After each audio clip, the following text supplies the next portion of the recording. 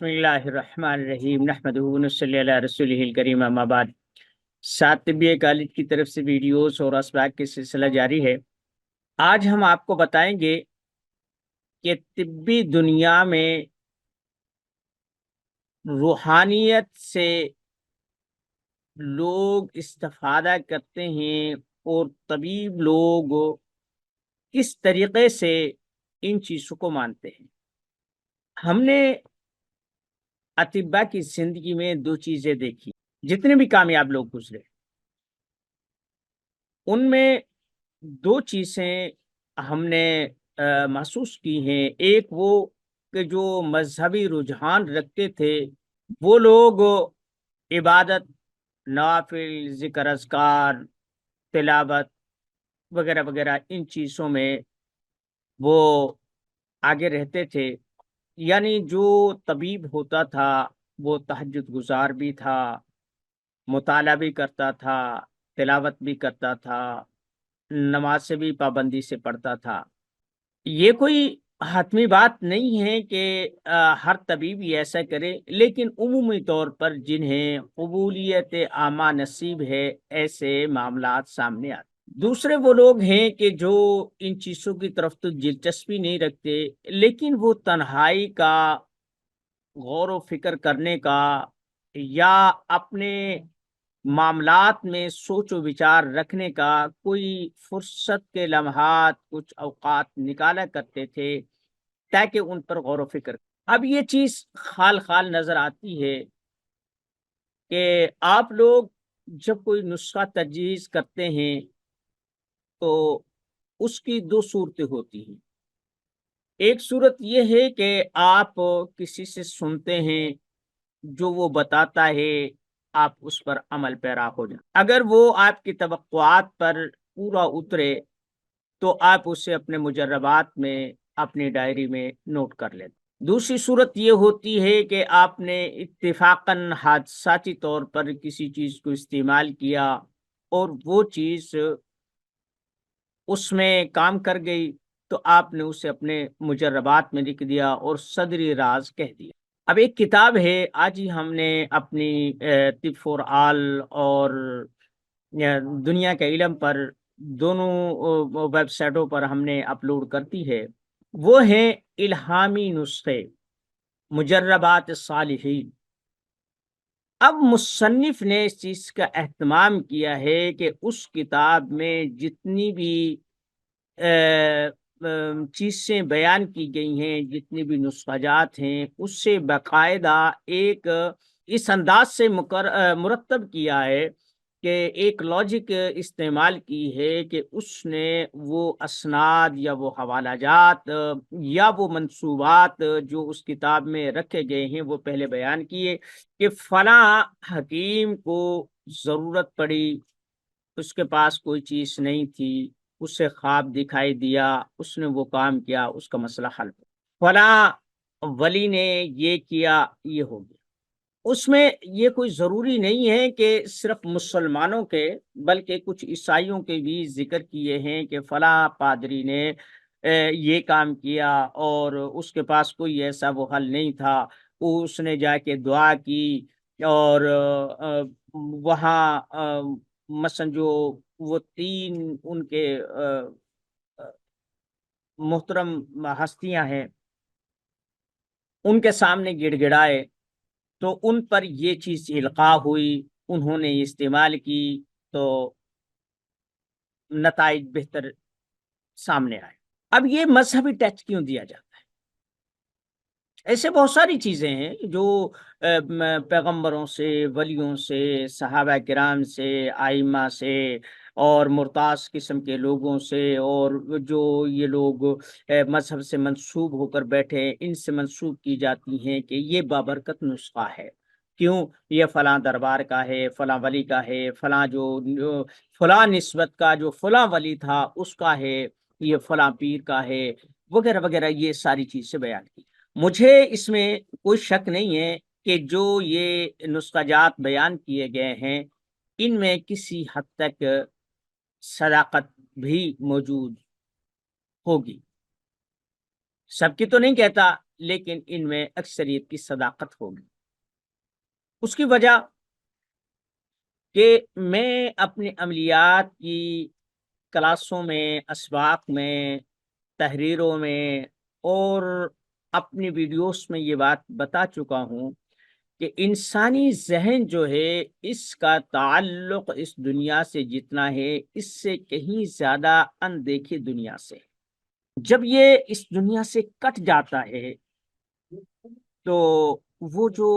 اندرونی طاقت ہوتی ہے، جو اندرونی معاملات ہوتے ہیں، جو اندرونی فریکوینسیز ہوتی ہیں، وہ پھر ان فریکوینسیز سے ٹکراتی ہیں کہ جو قدرت کی طرف سے اس کائنات میں معمور ہیں،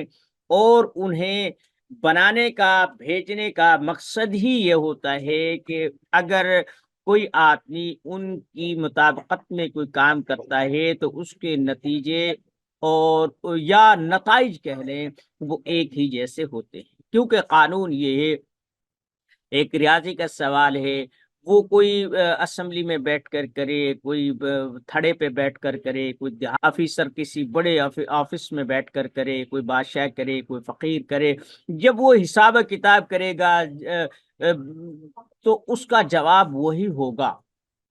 دو اور دو چار، ایک غریب کرتا ہے اس کے لیے بھی وہی ہے، امیر کرتا ہے اس کے لیے بھی وہی کرتا ہے، عالم کرتا ہے اس کے لیے بھی، اگر کوئی کم علم کرتا ہے اس کے لیے بھی یہی ہوگا۔ جو یہ الہامی نسخہ جات ہوتے ہیں ان کا مقصد یہ ہوتا ہے کہ جب وہ لوگ استغراق میں چلے جاتے ہیں، وہ ساری سوچیں جو ادھر ادھر سے اس کے خیالات کو اور اس کی طاقتوں کو، اس کی جو وہ خفیہ یا بیداری کی حالت میں کام کرنے والی طاقتیں ہوتی ہیں، ان کو منتشر کرنے کے لیے جو چیزیں آگے آتی ہیں،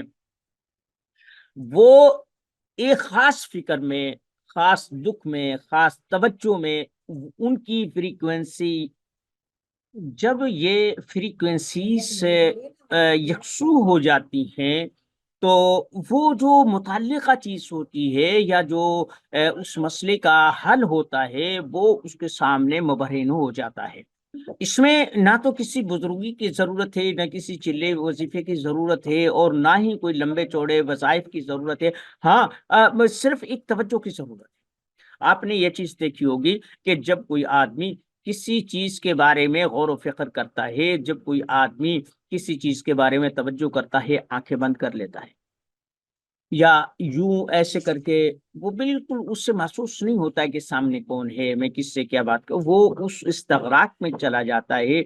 جس میں وہ اپنی پوری قوتوں کو مجتمع کر کے اس پر فوکس کرتا ہے کہ اس کا ممکنہ حل کیا نکل سکتا ہے۔ یہی چیز ہم نے چلوں میں، وظیفوں میں، عملیات میں اور طب میں بھی ہم نے یہی اصول بیان کیا ہے کہ جو کچھ لوگوں نے جو ڈیفینیشن بنا لی ہے اور یہ درجہ بندی کر لی ہے اور اس چیز کو کیٹیگرائز کر دیا ہے کہ یہ چیز صرف چلوں سے ہو سکتی ہے یا عملیات سے یا دم جھاڑے سے یا تسبیحات سے ہو سکتی ہے، اسے ایک یعنی درجہ بندی کے طور پر اس کے عملیات کا نام دے دیا گیا ہے۔ دوسرا یہ ہے کہ کچھ لوگ کہتے ہیں جناب یہ تو ہمیں خواہ فراڈ کرتے ہیں، یہ طب جو ہے نا یہ ایسے کر سکتی ہے، تو حتمی کامیابی کسی کے پاس بھی نہیں ہوتی، لیکن اگر کسی کی کامیابی 50-60%، 70% ہو جاتی ہے تو وہ آدمی سکسیسفل کہلاتا ہے، کیونکہ انسان کی جو توجہ ہے اور اس کی جو